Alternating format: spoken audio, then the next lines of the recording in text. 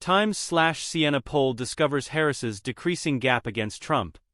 Donald Trump and Kamala Harris are in a close contest among prospective voters, with a single percentage point separating them in a survey conducted soon after President Biden resigned. According to the most recent New York Times/Siena College poll, Vice President Kamala Harris has initiated a 103-day race for the presidency in a virtual tie with former President Donald J. Trump. Harris's candidacy has rapidly reunited a Democratic Party that had been deeply divided over President Biden. The poll revealed that Democrats were supporting Ms. Harris as the presumptive nominee, with only 14% indicating that they would prefer an alternative candidate, mere days after the president abandoned his campaign in response to pressure from party leaders. In contrast to a more competitive and drawn-out process, an overwhelming 70% of Democratic voters expressed their desire for the party to quickly consolidate behind her.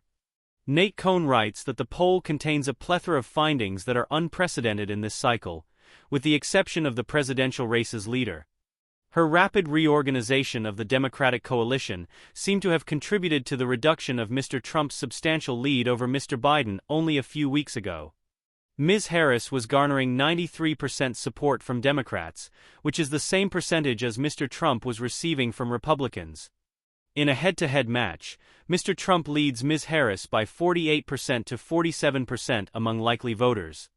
This is a substantial improvement for Democrats in comparison to the Times/Siena poll conducted in early July, which indicated that Mr. Biden was 6 percentage points behind in the wake of his poor debate performance, which ultimately resulted in his withdrawal from the race.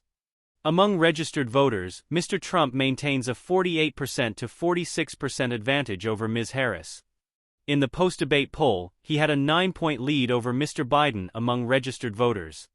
In the midst of one of the most volatile and unpredictable periods in modern American history, the survey offers a snapshot of the presidential race. Suddenly, the Democratic Party has a new nominee. Mr. Trump's favorability rating reached its greatest point in a national New York Times survey in less than 2 weeks after he survived an assassination attempt. The poll in some respects represented a return to the state of the race prior to Mr. Biden's collapse on the Atlanta debate stage. Months of a narrow but consistent Trump lead in the national polling averages. However, the new poll also offered intriguing indications of how a Harris candidacy could alter the political coalitions and map that will determine the 2024 election's outcome. Ms. Harris was performing better among demographics that Mr. Biden had struggled to penetrate, particularly younger and non-white voters. Simultaneously, certain Democrats are concerned that she may not maintain the same level of support among senior voters that Mr. Biden has, a demographic for which the poll indicates a slight decline in Democratic support. The poll indicated that Ms. Harris had approximately 60% support among Hispanic voters and voters under the age of 30, two demographics with which Mr. Biden had consistently encountered difficulties. Ms. Harris was 10 percentage points clear of Mr. Biden among voters under 45, less than 3 weeks after Mr. Trump had maintained a narrow lead over Mr. Biden in this demographic. The impact of Ms. Harris's candidacy in specific battleground states was not immediately apparent due to the fact that the survey was conducted among voters nationwide. However, a Democratic candidate who is more appealing to younger and more diverse voters could refocus on the Sun Belt states of Nevada, Arizona, and Georgia, which had been on the brink of being removed from the swing state map for Mr. Biden. After a series of tumultuous weeks, Ms. Harris has emerged as the Democratic Party's anticipated nominee. Mr. Biden resigned on Sunday, after a month of protracted inquiries regarding his mental capabilities that were precipitated by a subpar debate performance at the conclusion of June. In the interim, Mr. Trump successfully evaded an assassination attempt, selected Senator J.D. Vance of Ohio as his running companion, and formally accepted his party's nomination at the Republican National Convention. As she endeavors to become the first woman, first black woman, and first person of South Asian descent to serve as an American president, Ms. Harris is on a glide path toward the Democratic Convention next month. Her being president or even being in the running is very significant for history, stated Summer Nesbitt, a 27-year-old school tutor in the Detroit area who is in favor of the vice president. However, Ms. Nesbitt, who is black, expressed that she found certain of Ms. Harris's explicit appeals to black electors to be off-putting.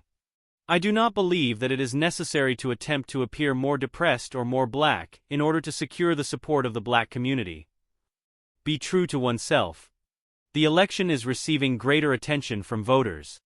Prior to the June debate, only 48% of voters reported that they were devoting close attention to the presidential campaign.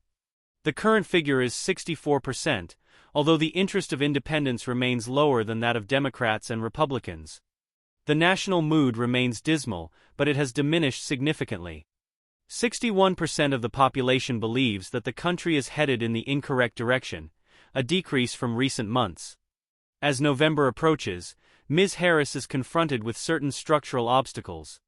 At a time when 75% of respondents assess the nation's economic conditions as fair or poor, she is the current vice president. Additionally, a substantially greater number of respondents regard Mr. Trump as a forceful leader than those who hold the same opinion of Ms. Harris. The country's assessment of Ms. Harris has also improved, with her favorable rating increasing by 10 percentage points since February. Ms. Harris's favorable rating of 46%, which surpasses that of Mr. Biden, remains inferior to that of Mr. Trump as she commences the campaign. Mr. Trump, Mr. Biden, and Ms. Harris's points of view are significantly divided along gender lines. Men on the whole favor Mr. Trump while women do not. Mr. Biden and Ms. Harris are well liked by women, while men do not. Mr. Trump's favorable rating increased to 48%. This occurs shortly after the unforgettable images of him rising to his feet following an assassination attempt at a Pennsylvania rally, thrusting his fist in the air as blood streamed across his face and exclaiming, "Fight! Fight! Fight!" Eddie Otsoy, a 29-year-old contractor in Los Angeles, expressed a sense of pride in his country by stating, "Honestly, the way he handled it after the fact, the way he pretty much stood up in defiance of what happened, kind of gave me that sense of pride that I hadn't felt when it came to our country in a while." Otsoy had voted for Hillary Clinton in 2016 and Mr. Biden in 2020, but is now supporting Mr. Trump. After the assassination attempt, I had the impression that they were motivated to silence him for a specific reason. Mr. Biden's decision to withdraw from the contest was endorsed by nearly 90% of voters, a sentiment that was echoed by Democrats, Republicans, and independents. Ms. Harris has almost immediately united the party behind her, a feat that Mr. Biden was unable to achieve in the past 2 years. This may be a consequence. Almost 4 in 5 Democrats or electors who incline toward the Democratic Party expressed their desire to nominate her. In contrast, 3 weeks ago, only 48% of Democrats expressed their support for Mr. Biden as the nominee. A majority of Democrats expressed enthusiasm for Ms. Harris as the nominee, with only 10% expressing dissatisfaction or anger. Michael Newman, a 59-year-old contractor in Arlington, Texas, who is supporting Ms. Harris, stated, "It would be a more significant setback for the Democrats if they attempt to identify an alternative candidate to replace her. She possesses a reasonable understanding of the objectives that Biden was pursuing." Mr. Biden's decision not to seek re-election has led to a significant increase in his favorability rating. In a national address on Wednesday evening, he stated, "I revere this office, but I love my country more." The 7-point increase in his favorable rating following 3 of the most challenging weeks of his presidency, during which party leaders questioned his mental competence and fitness, may indicate that voter dissatisfaction with Mr. Biden was not solely due to his governance, but also to the fact that the 81-year-old president was pursuing a second term.